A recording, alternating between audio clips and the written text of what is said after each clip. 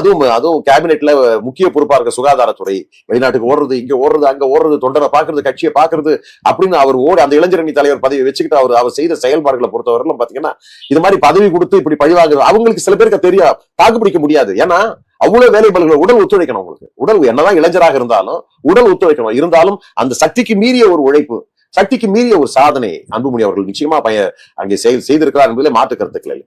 அதுதான் சொன்னாரு அந்த மாநாட்டில் பேசும்போது. ஒரு தடை போட்டார்கள் இந்த இடஒதுக்கீடு, இவங்களுக்கான இடஒதுக்கீடு, தலித்துகளுக்கான இடஒதுக்கீடு, ரிசர்வேஷன் விவகாரத்துல இவர் கொண்டு வந்தது. அதே மாதிரி ஐயாவை சொன்னாரு. ஐயா அன்புமணி பேசும்போது மண்டல் குழு விவகாரத்துல அந்த விபி சிங் அதை நடைமுறைப்படுத்திய பொழுது எவ்வளவு ஆனந்தப்பட்டார் விபி சிங். எனக்கு தெரிஞ்சவர்கள் ஐயா அவர்கள் வந்து அந்த மண்டல் குழு பரிந்துரை விவகாரம் அதை நடைமுறைப்படுத்திய பொழுது விபி சிங்கை இந்தியாவிலேயே கொண்டாடிய ஒரு மாமனிதர் யாருன்னா மருத்துவர் ஐயா தான். நான் அவர் கூட போறேன். வாழிய வாழிய வாழியவே விபி சிங் வாழியவே, மண்டல் குழு பரிந்துரையை நடைமுறைப்படுத்திய விபி சிங் வாழியவேன்னு சொல்லிட்டு நடந்தே போற. அது குறிப்பா காஞ்சிபுரத்துல சங்கராச்சாரியா இருக்கும்போது அவங்க எல்லாம் வந்து அந்த நேரத்துல இடஒதுக்கீடு இந்த மண்டல் குழு பரிந்து எதிராக இருந்தாங்கன்ற காலகட்டத்துல அங்கேயே போய் ஊரல விட்டவர் யாரு? மருத்துவர் ஐயா. அந்த அளவுக்கு உணர்ச்சிகளின் குவியல் அவர். யாரு? மருத்துவர் ஐயா உணர்ச்சிகளின் குவியல்.